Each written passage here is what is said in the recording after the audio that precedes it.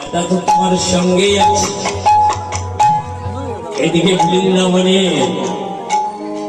একদিন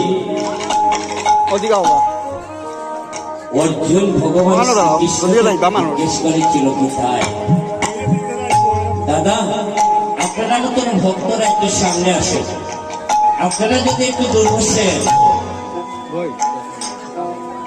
একটু সামনে, কারণ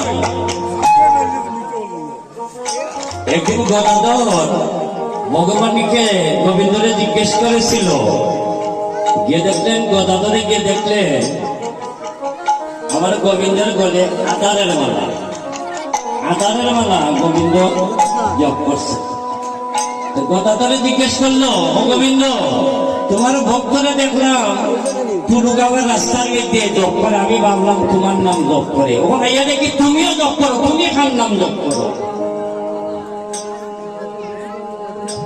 গোবিন্দ বলল, ও গদাধর আমার ভক্তই জপি আমার নাম, আর আমি জপি আমার ভক্তর নাম। বলে তুমি বলো না ভক্ত বলো, বলে আমি হইতেই আমার নাম বলো, আমার নাম হইতেই আমার ভক্ত বলো, আর ভক্ত হইলে ভক্তের শরণ বলি।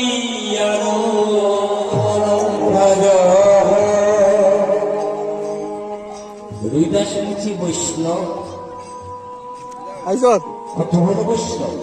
আমি বলে যাই এখানের মধ্যে অনেক মহামান্য ব্যক্তিগণ আছেন, ওই যে আরেক মহামান্য ব্যক্তি ঠাকুরের সামনে বসা আছে, ওই যে দাঁড়িয়ে আছেন আরো কতজন আপনাদের মতন ভক্তরা। আগামী বছর আমি কথা দিয়ে গেলাম এই দিকে যদি আমি কালী থাকেন, আমাকে যদি নিমন্ত্রণ নাও করেন, আর আমি অষ্টম থাকলে এসে থাকতে নাম করবো, পরিণত করেন ভাই।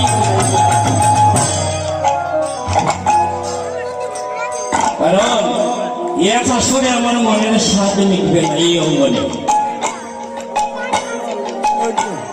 দুইটা শুনছি এত বড় বৈষ্ণব, সে কি করছে জানেন?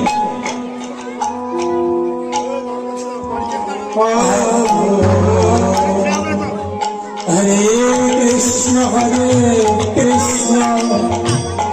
কৃষ্ণ কৃষ্ণ হরে হরে, হরে রাম হরে রাম।